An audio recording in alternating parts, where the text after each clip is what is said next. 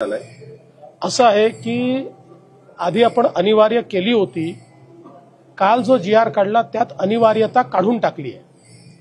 आता आपण असं म्हटलेलं आहे की कुठलीही तिसरी भारतीय भाषा तुम्हाला शिकता येईल।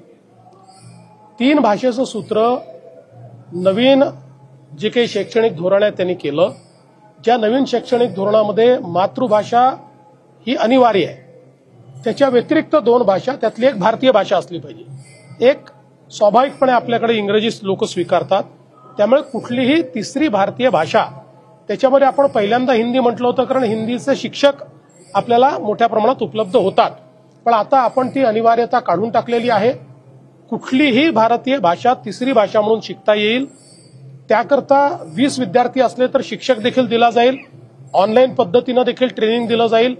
त्यामुळे आज जो बदल आपण केलेला आहे तो तिसऱ्या भाषेमध्ये हिंदीची अनिवार्यता काढण्याचा आणि कुठलीही भारतीय भाषा शिकण्याचा पर्याय आपण विद्यार्थ्यांना दिलेला आहे।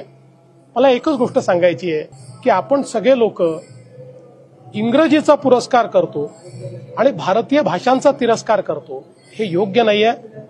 भारतीय भाषा इंग्रजीपेक्षा चांगल्या आहेत। ठीक आहे, आता इंग्रजी व्यवहार भाषा झाली आहे, पण या नवीन शैक्षणिक धोरणाने सगळ्यात महत्त्वाचं काम जर काही केलं असेल तर मराठीला ज्ञानभाषा बनवण्याचा मार्ग खुला केलाय।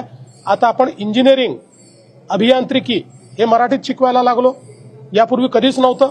नवीन शैक्षणिक धोरणामुळे आपले डॉक्टर जे बनतायत वैद्यकीय क्षेत्रात ते मराठीमध्ये बनतायत, MBA मराठीमध्ये बनतायत।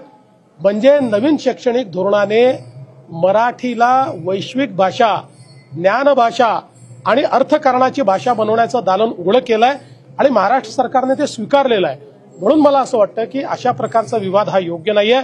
आपण तुम्ही जर तोच GR बघितला असेल तर त्यात सांगितलंय कुठल्याही प्रकारची शाळा असो मराठी अनिवार्यच असेल, ते मराठीला पर्याय नाहीये, हिंदीला मात्र पर्याय दिलेले आहेत। कुठलीही भारतीय भाषा ज्याला जी शिकायची ती शिकता येईल।